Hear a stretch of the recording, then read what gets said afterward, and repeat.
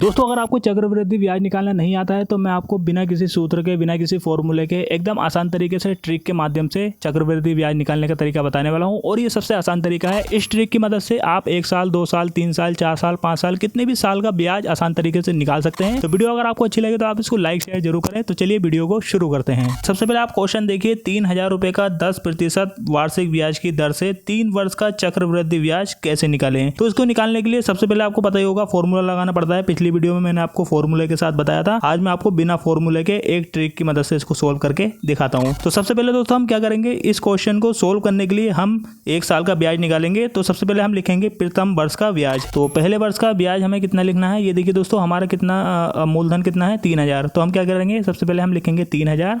इसके बाद हम लिखेंगे गुणा, हमें कितना निकालना है 10% वार्षिक ब्याज की दर से। तो हम क्या लिखेंगे, यहाँ पर हम लिख देंगे 10, क्योंकि 10% हमें वार्षिक ब्याज की दर से देना है। अब हम क्या करेंगे, बट्टे में हम लिखेंगे 100। वही सिंपल सा तरीका है, बट्टे में 100 लिख दिया है। अब इसके बाद दोस्तों हम क्या करेंगे, बहुत ही आसान तरीका है, हम ये 2 जीरो कट करेंगे और ऊपर हमारे 2 जीरो यहाँ से कट हो जाएंगे। कितना आया, 30 गुणा 10। तो हम क्या करेंगे, 30 को 10 से गुणा करेंगे तो कितना आएगा 300। ये देखिए 30 को हमने 10 से गुणा किया है, यह आया है हमारा 300। तो मतलब हमारा 1 वर्ष का ब्याज कितना आया है 300 रुपये। तो अब हमारे ये प्रथम वर्ष का तो निकल चुका है। अब हम निकालेंगे द्वितीय वर्ष का, यानी कि दूसरे साल का।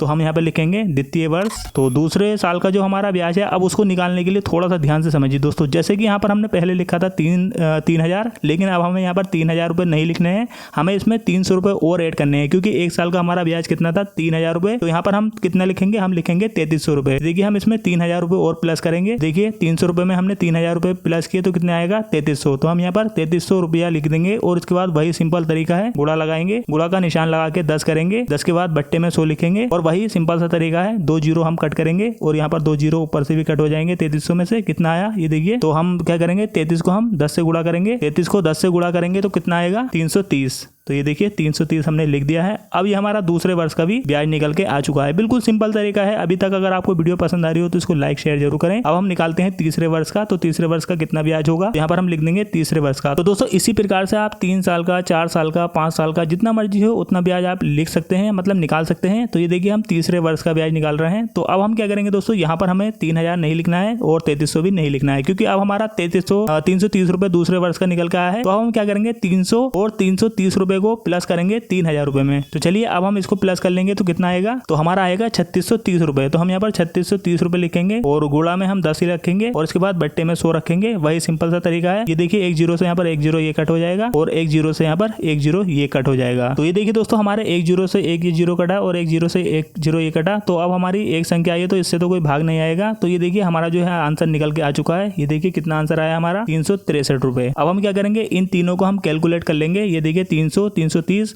और 363 को हम प्लस करेंगे, मतलब जोड़ लेंगे। तो यहाँ पर हमारा कितना आएगा, हम लिख लेते हैं। हमारा टोटल कितना आया है, प्रथम वर्ष का, द्वितीय वर्ष का और तृतीय वर्ष का। तो यहाँ पर पहला हमारा कितना आया था 300 रुपए, दूसरा आया था 330 रुपए और तीसरे वर्ष का निकल के आया है हमारा 363 रुपए। चलिए अब हमने तीनों वर्ष का लिख लिया है। अब हम इसको कैलकुलेट करेंगे। 3 का 3 और यहाँ पर 3 और 6 9, 3 6 और 9। तो यहाँ पर हम लिख देंगे 9 और हमारा आंसर आया है 993 रुपए। तो हमें कितना ब्याज देना होगा, यहाँ पर ये हमारा आंसर निकल के आया है। तो हमें चक्रवृद्धि ब्याज निकालना है। तो हम क्या करेंगे दोस्तों, अब हम लिखेंगे 3000 और 3000 में हम प्लस कर देंगे 393। तो हमारा कितना ब्याज आया है, ये देखिए हमें देना होगा 3993 रुपए। तो दोस्तों हमारा जो ब्याज निकल के आया है वो आया है 993 रुपए। तो हमारा जो ब्याज था, जो हमने मतलब मूल लिया था, वो कितना था 3000 रुपए। तो हमें इसमें कितना ब्याज देना होगा 993 रुपए। तो हमारा टोटल कितना हुआ, हमें देना होगा 3993 रुपए। तो दोस्तों ये तरीका होता है ट्रिक की मदद से ब्याज को निकालने का। तो आपको ये वीडियो कैसे लगी आप नीचे कमेंट करके जरूर बताइएगा। इसी तरीके की वीडियो रोजाना प्राप्त करने के लिए हमारे यूट्यूब चैनल विशाल ऑनलाइन क्लासेस को सब्सक्राइब जरूर करें। हमारे फेसबुक पेज को भी फॉलो करना ना भूलें। तो चलिए मिलते हैं अगले किसी नई वीडियो में।